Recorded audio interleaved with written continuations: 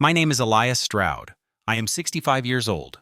For most of my life, I was a man shaped by discipline, by silence, and by the weight of choices made in the air far above the world. But this story does not begin in the sky.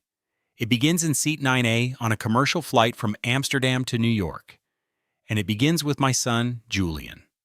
He turned to me after fastening his seatbelt, adjusted the cuff of his designer suit, and said without looking me in the eye, "You're just a passenger today, remember that. This isn't your war zone. This isn't your cockpit. You're just along for the ride." The words were delivered casually like a shrug. But I knew better. That sentence was years in the making. Julian had never forgiven me for the years I disappeared into the clouds, for the missions that remained classified, for the medals he never understood, and for a career he considered irrelevant in the world of business and inheritance.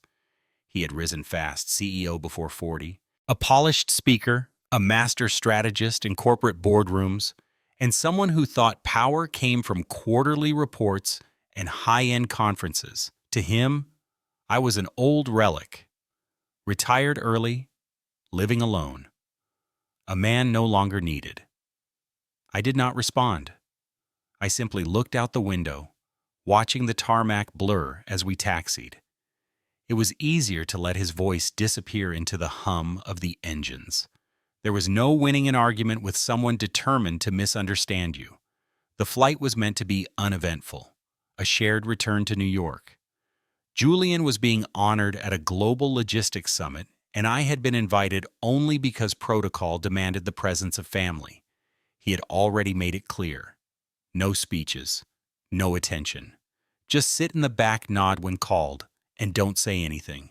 You're just a passenger. The words played again in my head, this time like a challenge. At 32, I was flying surveillance over Eastern Europe.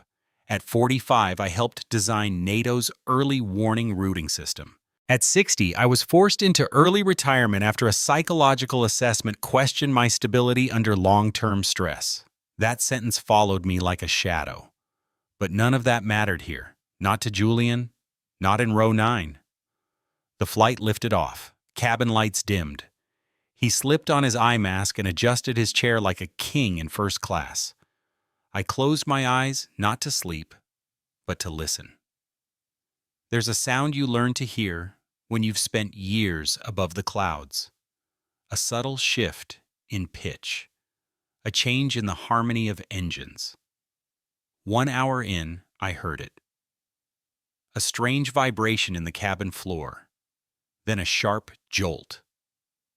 The oxygen masks dropped. Passengers screamed. Chaos. And then, through the static of the cockpit speakers, a voice came low and urgent. "Get me Spectre from row 9. Now." I opened my eyes. Julian did too. He looked around in confusion. I stood, his hand shot out. "Dad, what the hell are you doing?" I looked at him and said quietly, "Just watch."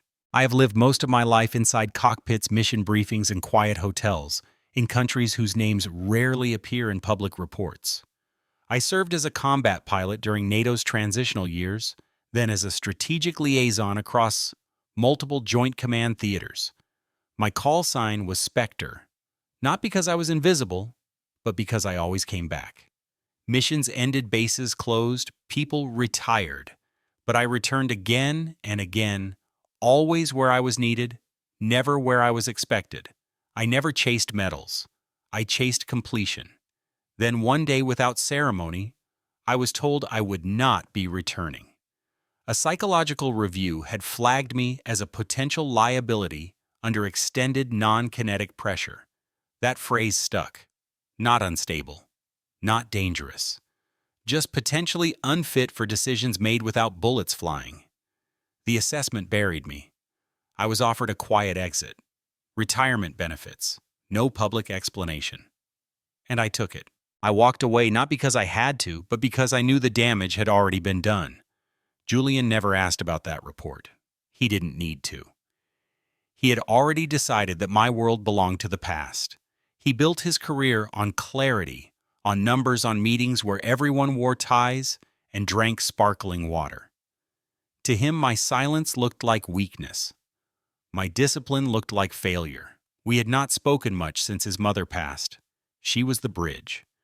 When she was gone, we became two shores with no reason to build anything between us.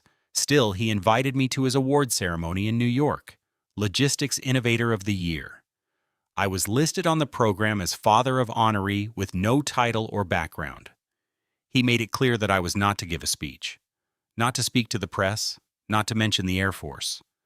"You're just a passenger now, Dad," he had said over dinner the night before our flight. And I nodded, because some truths are not worth arguing. When we boarded the flight in Amsterdam, he took the aisle seat. I took the window. I watched the ground crew move with precision, checked the engine pods out of habit. I still remembered what to look for. I always will. He opened his tablet, reviewing slides for his speech. His voice was low but sharp when he said, "Just relax. Try not to draw attention. You're not in command here." It wasn't the words that stung. It was the way he said them. Like he believed them. Like he needed them to be true. He had spent his adult life building distance from me, and I had allowed it. Not because I agreed, but because I understood. I wasn't the father he wanted. I didn't show up at Little League games. I didn't build tree houses or teach him how to drive. I taught airspace denial, multi-vector response under pressure, and how to land when every system fails. None of that mattered to him. Until the moment it did. Until the moment the aircraft shook, the alarms screamed, and a voice called for Spectre. Not Julian. Not the CEO. Not the honoree. Me. I didn't move for drama. I moved because the flight crew was out of time. Because I knew exactly what was about to happen. Because I had trained my whole life for the moment when no one else knew what to do. Julian had always been sharp. Not just intelligent, but cutting. As a boy, he questioned everything, demanded logic, rejected sentiment. He believed in control, in achievement, in being the best in the room.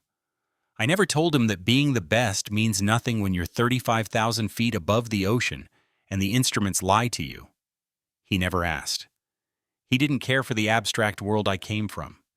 He once told me that combat training was an outdated form of discipline. He called it ceremonial. He said modern success is about scalability, not sacrifice. I let him say these things. I did not correct him. And perhaps that was my failure. When I left the Air Force, I accepted the narrative given to me, that I was no longer fit to lead, that my silence under pressure might one day cause harm. The report was vague, clinical, but in this world, suggestion is more dangerous than certainty. And somewhere in that quiet collapse, I sensed Julian's approval. He never celebrated my exit, but he stopped questioning me after that. As if the system had confirmed what he had long suspected, that I wasn't strong enough, that I wasn't worthy. Years later, I discovered the truth. A routine legal discovery during an unrelated estate case revealed an email chain. My son had forwarded my psychological assessment to a family lawyer 3 years before I retired. The note attached said, "I don't think he should manage anything important again." It wasn't a decision made in anger. It was strategic, calculated. Julian had begun shaping the family trust-building control long before his mother passed. And I stayed silent.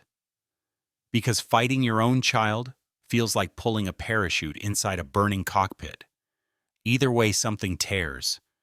When he invited me to his award ceremony, I accepted because I thought maybe it was a chance to rebuild, to stand beside him, if not as equals, then at least as something human. But from the moment we boarded that flight, I knew what I was to him. An obligation. A shadow he was too polished to confront directly. As we sat in row 9, the weight of unspoken truths pressed between us like a third passenger. He tapped his tablet, preparing a keynote that listed his innovations in global cargo flow.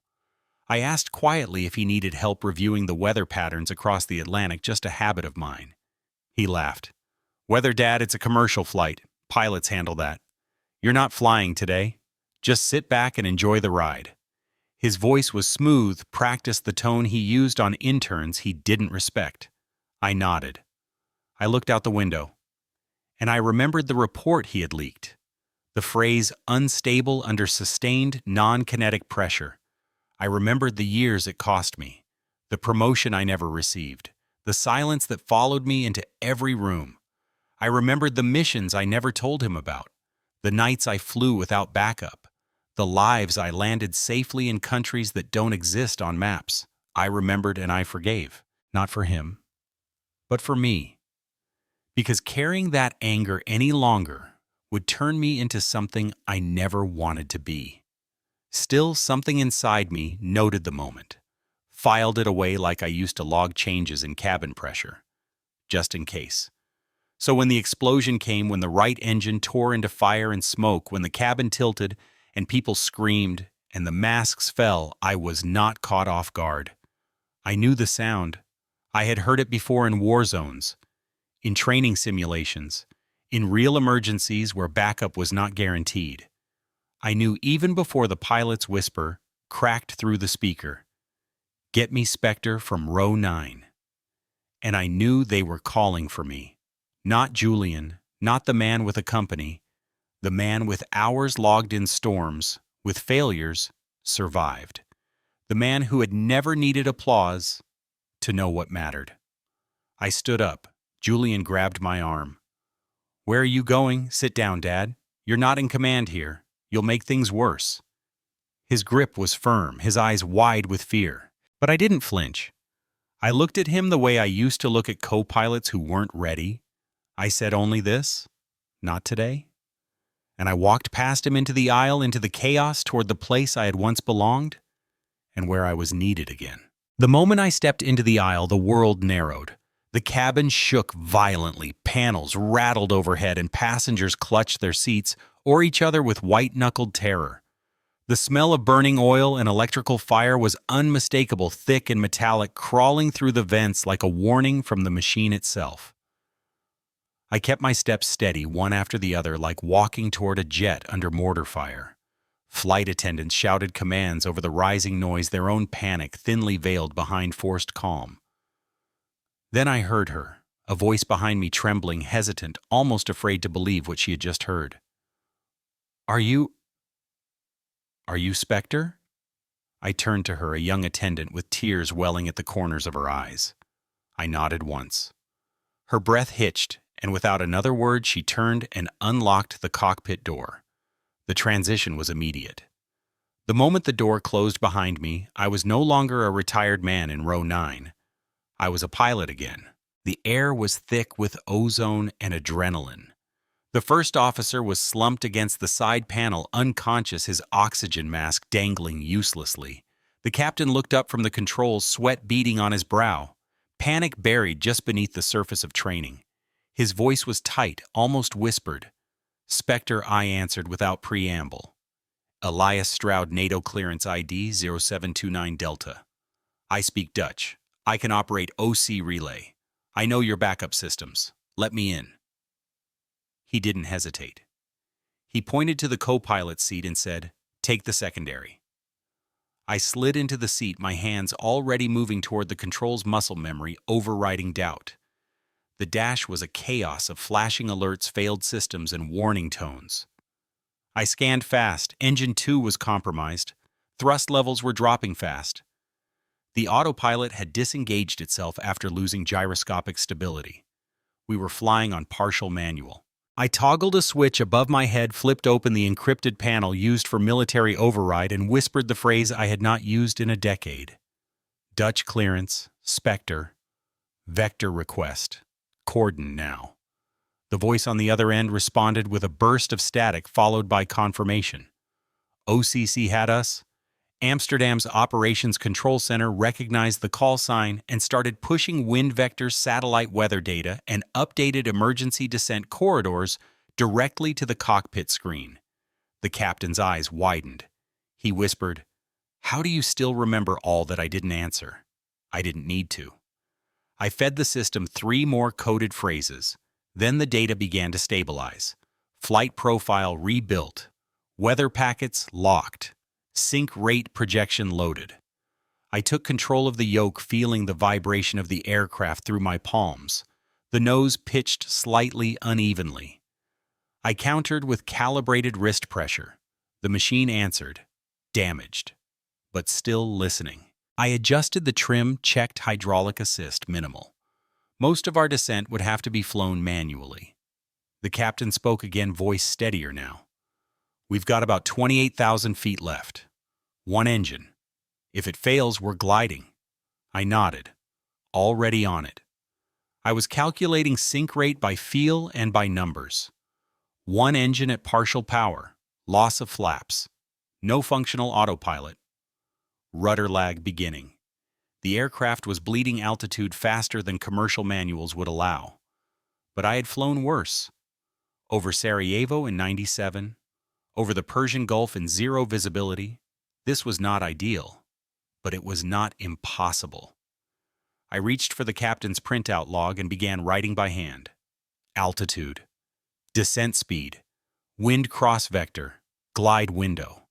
I updated the OCC in short clipped Dutch, instructing them to plot 3 Cold War emergency strips within our projected envelope. One responded a strip last used in a NATO drill 21 years ago. It was barely within reach, but it was land.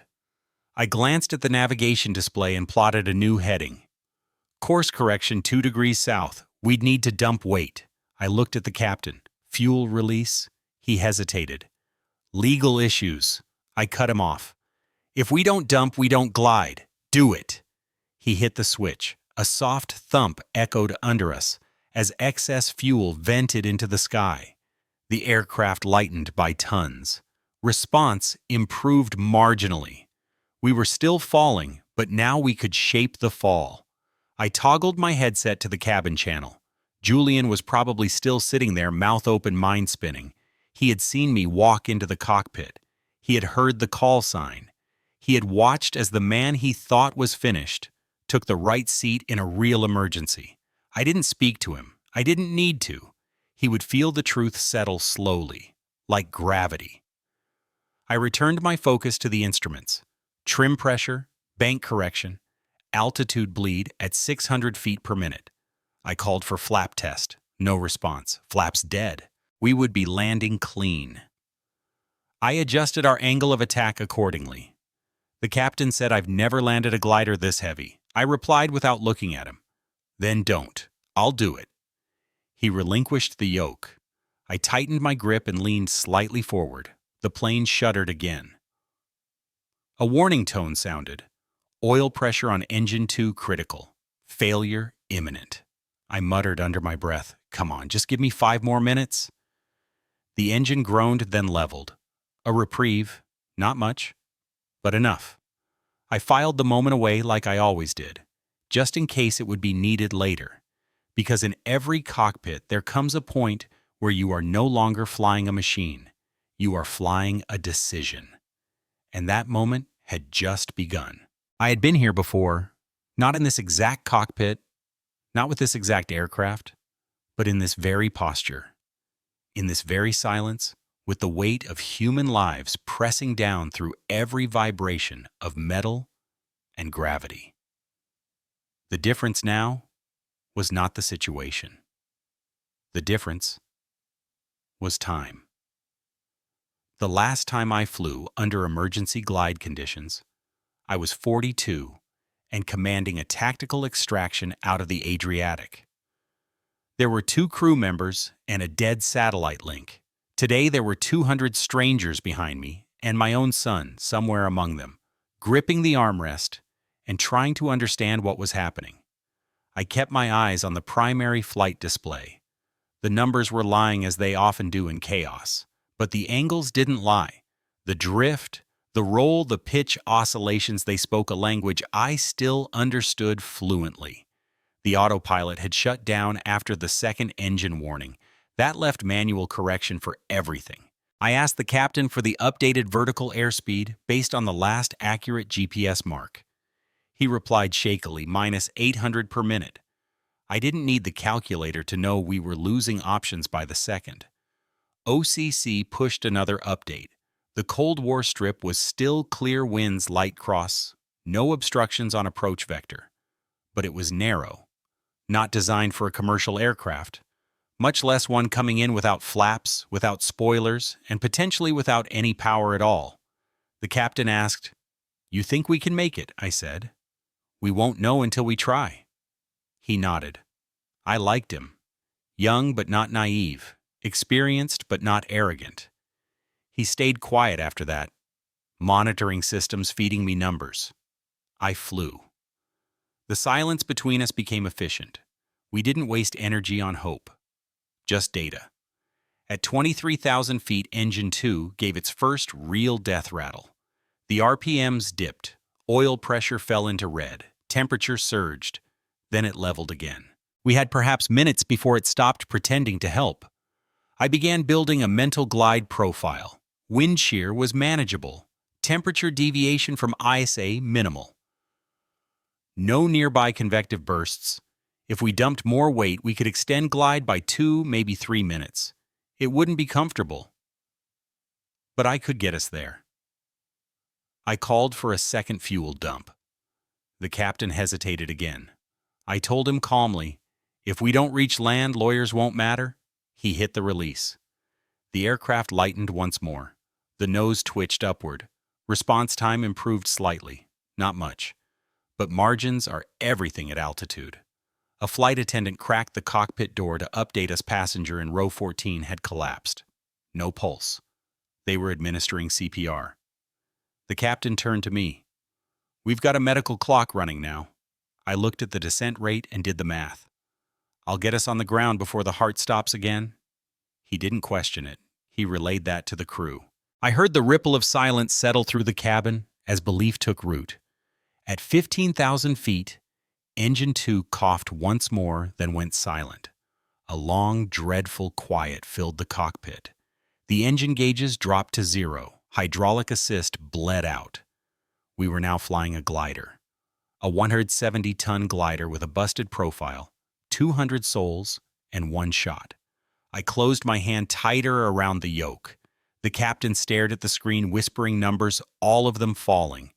We were burning altitude fast. I adjusted trim manually, coaxing the nose into an aggressive but controlled descent. Airspeed held. Sync rate remained in the green barely. I had flown dead stick before, but not like this. Not with this many voices depending on me, not with my son behind that door. Somewhere around 10,000 feet, I felt it a slight tug in the left aileron. The crosswind had shifted. I banked 3 degrees right, trimmed and compensated with rudder. The aircraft stabilized. The captain said, "You're flying by feel." I replied, "There's nothing left to trust, except instinct." And instinct doesn't lie. OCC pushed a final packet. The strip was still viable. Emergency vehicles were standing by. Wind at surface was 5 knots cross, gusting 7. Survivable. Barely. I toggled back to cabin channel. A sharp voice from the attendant brace position now. I heard crying, prayers, my name whispered by someone who would never know me. I adjusted speed, 230 knots, altitude at 5,000 and falling.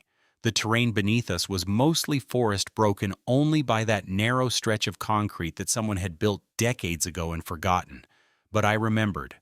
We were aligned.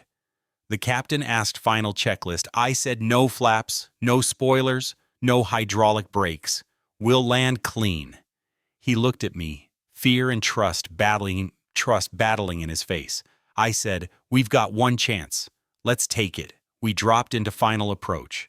The aircraft trembled. The nose felt heavy. I adjusted pitch one final time, then whispered into the intercom, "Brace." I pushed the nose down harder than protocol, forcing the main gear into contact before the nose could catch. A metallic slam. Then the mains touched. The cockpit shook violently. Sparks erupted. The wheels screamed against the concrete. No braking assist. I yanked the manual brake lever. The aircraft skidded. Trees rushed toward us. I didn't flinch. I held the line. The plane bucked once, twice, then settled. We stopped, 40 feet from the tree line. Silence. Then sound returned. screaming, sobbing, clapping. Somewhere behind me, I knew my son had just witnessed something that no award, no speech, no summit could ever match. I didn't turn around. I sat still, my hands resting on the yoke. The plane had landed. And so had I. Again. The aircraft stood still, engine silent, metal groaning softly in the aftermath of survival. Smoke drifted past the windows, the scent of burnt rubber and friction heavy in the air. I remained in my seat, hands still wrapped around the yoke, as if letting go too soon would unravel the fragile reality we had just claimed. The captain was breathing hard beside me, disbelief and admiration fighting for expression. "You flew a dead stick at 170 tons, he said, almost in awe. I said nothing. I didn't need to. The numbers would tell the story. Outside the cockpit, emergency crews began to approach. Red lights pulsed faintly through the smoke, painting the cabin in flickers of rescue. The flight attendants opened the cabin doors. Fresh, cold air rushed in. Some passengers rose shakily. Others simply sat unable to move, processing the fact that they were still alive.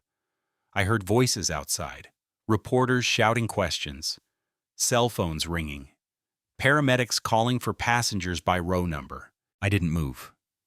I wasn't ready to face anyone. From the corner of my eye, I saw Julian step into the front of the cabin. He didn't speak. He didn't sneer. He stood there holding onto the seat back, staring at me through the open cockpit door like he was seeing me for the first time. I didn't offer words. Silence had always been my most honest response. The captain reached across and touched my arm. "They're going to want to talk to you. A lot of people. FAA, the media, everyone." I nodded slightly. Then I opened the small black notebook from my inner coat pocket and wrote a single line. "Engine failed at FL 280. Dead stick glide 40-mile descent. Touchdown minus flaps manual brake. 0 fatalities." Then beneath it, I added one more line. 0. No seconds wasted, because I hadn't frozen. Not this time. Later at the debriefing shelter, someone handed me a phone. A reporter had gotten wind of the call sign. They were already writing headlines. "Passenger pilot saves 200 lives. Former NATO pilot returns to the cockpit. Spectre rises again."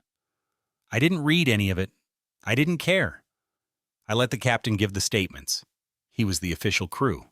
I was just row 9. But I knew it wouldn't stay that simple.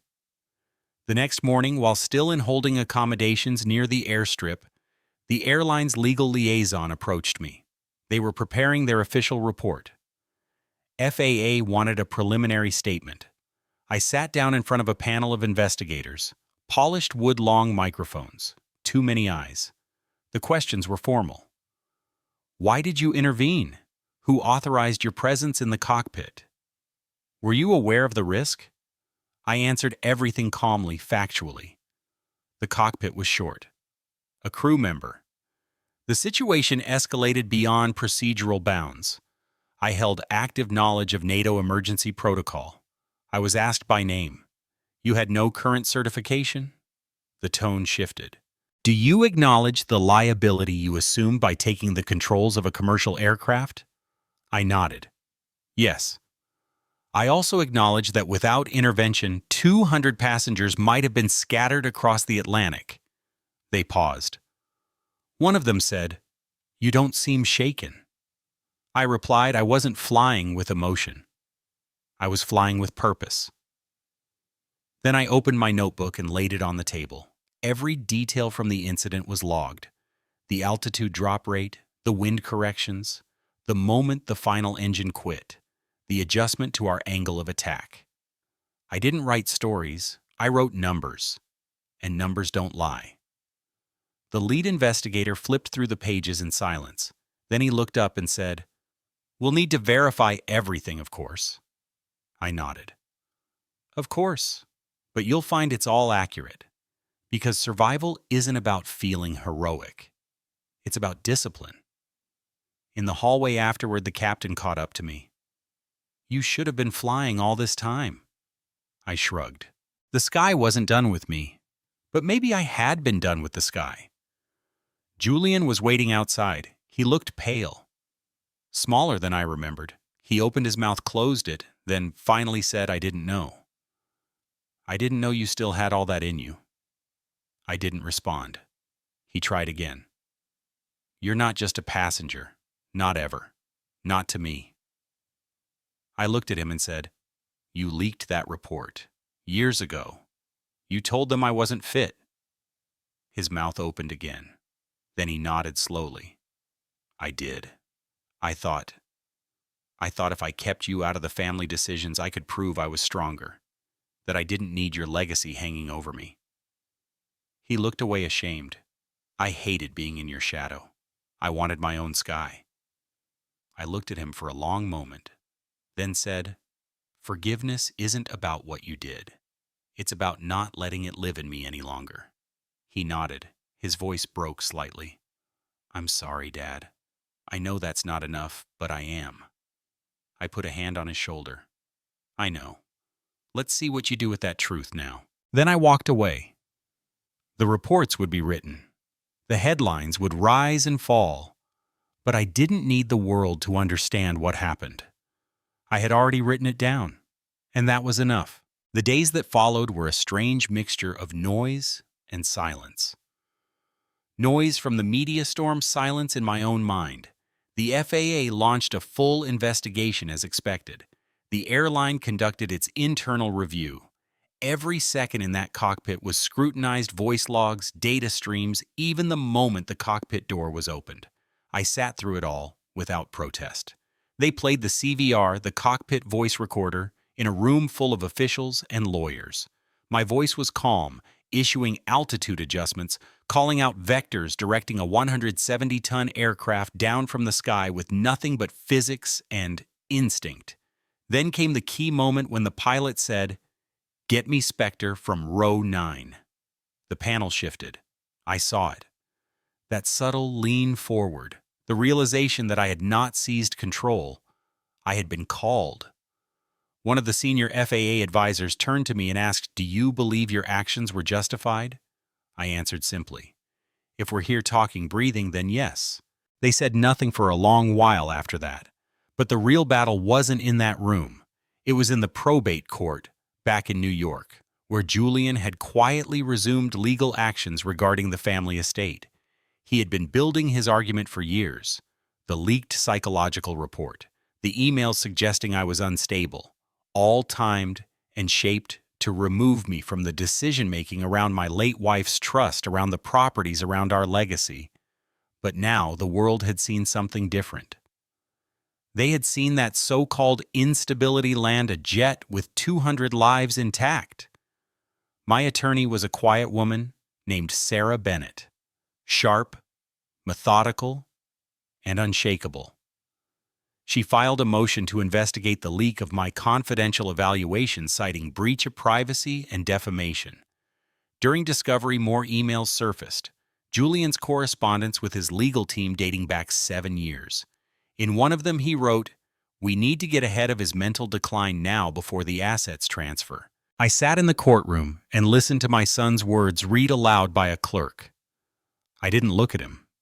I looked straight ahead. Then Julian stood. He cleared his throat and addressed the judge. I never expected him to speak, but he did. His voice was quieter than usual, measured. "I did leak that report," he said. "Not because I believed he was a threat, but because I couldn't stand feeling like I was less than him. My father was a hero. My whole life he lived in a world I couldn't touch, couldn't understand. I wanted to be the one who built something. I wanted to be the legacy. And when I felt like I couldn't be that, I took the easy way out. I tried to bury his legacy so mine could shine." His eyes met mine. "I'm sorry, Dad. Not just for what I did, but for not seeing you for who you really are." The courtroom was still. The judge reviewed the documents, the timelines, the logs I had submitted, the same logbook I carried onto that plane.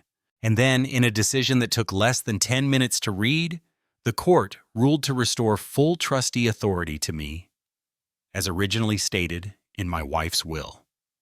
No speeches, no applause, just a quiet declaration that the truth had outlasted the lie.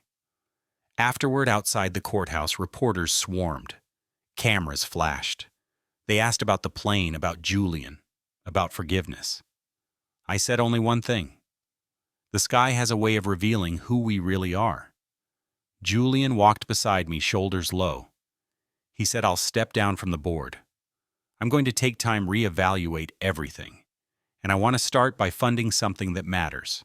A training program for emergency pilots in your name." I stopped walking, looked at him. "Not in my name, in your mother's. She built this family's backbone while I was flying across continents. Let her name carry something good forward." He nodded. For once, he didn't argue. That night at my small apartment, I opened the logbook again. I wrote a single entry. Truth takes longer to land, but when it does, it holds. In the weeks that followed, the media frenzy died down. The public's attention shifted, as it always does, to the next crisis, the next headline. But for me, something had changed in a way that did not need cameras or applause. Julian kept his word. He stepped back from the board, relinquished control without fanfare. He met with my attorney and signed a document that formally returned all decision-making authority over the family trust and estate to the original terms. No contest, no hidden clauses, just a clean signature on a white page. It was not redemption, it was the beginning of it. He also moved forward with the fund. He promised a program to train pilots in crisis navigation, especially those without active duty status, focusing on mental clarity in moments of mechanical and procedural collapse. He called it Project Spectre. I asked him to change the name. He refused. He said, "You can't keep running from what you are. You've done that long enough." So I let it stay. But I made one condition. The scholarships it funded would carry no names, only criteria. No press releases, no dedications. Just opportunities given quietly to those who needed them. Because real legacy isn't loud, it's steady. In one of our few quiet meetings after the storm, Julian and I sat at a park bench. No media in sight, no lawsuits pending. He said, "You know, I still don't understand how you kept flying.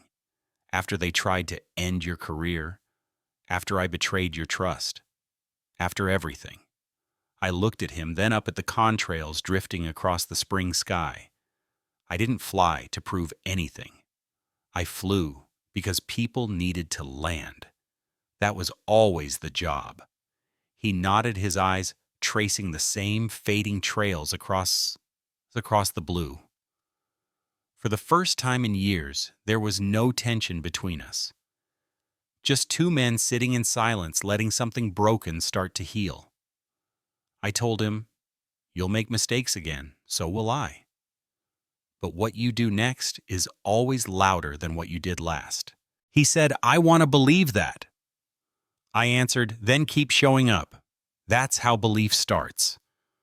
I didn't expect us to rebuild everything. Some losses remain, some fractures stay beneath the surface. But what we started in those conversations was enough to release the weight I'd carried for too long. Forgiveness is not about saying it was okay. It's about choosing not to carry what isn't yours any longer. In the months that followed, I was offered positions again. Instructor, consultant, emergency aviation strategist. I declined most of them. I wasn't looking to get back in a cockpit. I wasn't looking to chase redemption. I wanted something smaller, more precise. I joined a quiet training facility in upstate New York. No press, no headlines. Just young pilots facing simulations designed to break them so they could learn how not to break. I walked in with no rank on my sleeve, just a worn logbook and a name they recognized only from rumor. They called me Sir at first. I told them not to. Just Elias. That was enough. I watched them fly scenarios, lose hydraulics, face fire warnings, stall on approach. Most of them panicked the first time, froze, overcorrected, blamed the instruments. I understood I had done all of it. One day a trainee froze mid-glide, hands stiff, eyes wide, unable to process a dual-engine failure. The sim instructor looked to me. I stepped behind the trainee and asked quietly, "You know what it feels like to freeze, don't you?" The kid nodded. "I do too. 4 seconds." That's how long I froze before taking back the controls that day. I'm not proud of it, but I own it. The trick isn't to be fearless. The trick is to keep moving through fear faster than it can stop you. He blinked, adjusted his grip, and reset. I saw something shift, something small, but permanent. That was the work now. That was enough. In the evenings, I sat alone in my quarters. I still carried the logbook. I still wrote. Sometimes not numbers, sometimes just sentences, thoughts, reminders. One night I wrote this: "Legacy is not what you leave behind. It's who keeps breathing because you didn't stop." I closed the book and exhaled. For the first time in years, it didn't feel like the sky was behind me. It felt like it was still mine. Quietly, firmly, mine. Months later, I stood at the edge of a small hangar in upstate New York. The spring air carried a clean chill, and the runway stretched out like an invitation.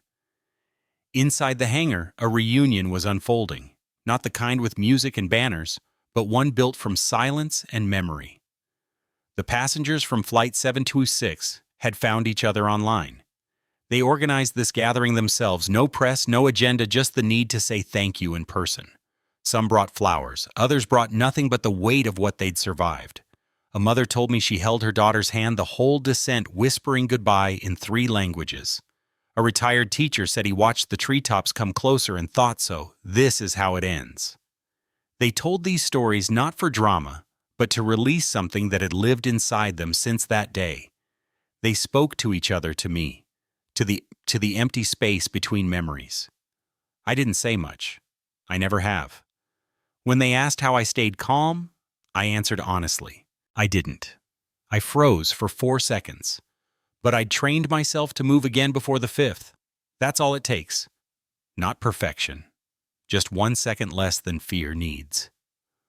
I saw Julian standing in the back. His posture no longer rigid, his eyes softer. After the gathering, he approached with an envelope. No speeches. Just placed it in my hand.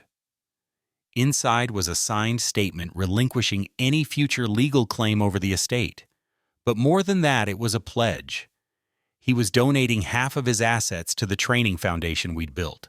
He called it an overdue contribution to something that mattered. I didn't thank him. I didn't need to. He wasn't doing it for thanks. He was doing it to stop fighting the wrong battles. And that was enough.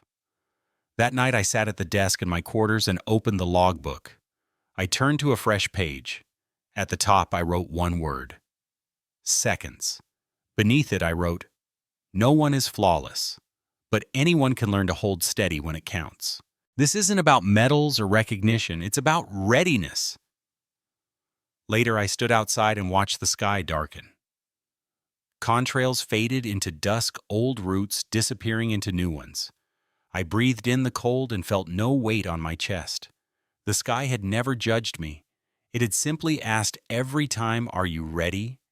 And I had always answered. Not with words, but with hands steady on the yoke. A few weeks later, during a training session, I saw a new recruit walk in. Tall, nervous, maybe 22. He introduced himself after class. "Sir, I was on that flight. Seat 23F. I watched you walk into the cockpit. I didn't know what you were doing at the time. I just remember the silence, the way the cabin changed when you stood up." He looked down for a moment, then back up. "I want to learn how to do what you did. Not just fly. Stay calm. Make decisions. Keep breathing." I looked at him and nodded. "Then let's start now." We trained together over the next few months. He struggled, like all of them do. Panicked, corrected. Too hard, froze during a simulated stall. I stood behind him every time, reminding him, "Fear comes. Let it pass. Then move. Always move." At the end of the program, I signed his certification. But I made one request, that he come back one day and teach someone else, not because of what he survived, but because of how he responded. That is the cycle. That is the legacy. Not applause, not titles, just one person steadying another. Years from now, no one will remember my name on a press release. But someone somewhere will remember the silence before I stood up from row 9. And someone will keep flying through their own storm because of it. That is the real victory.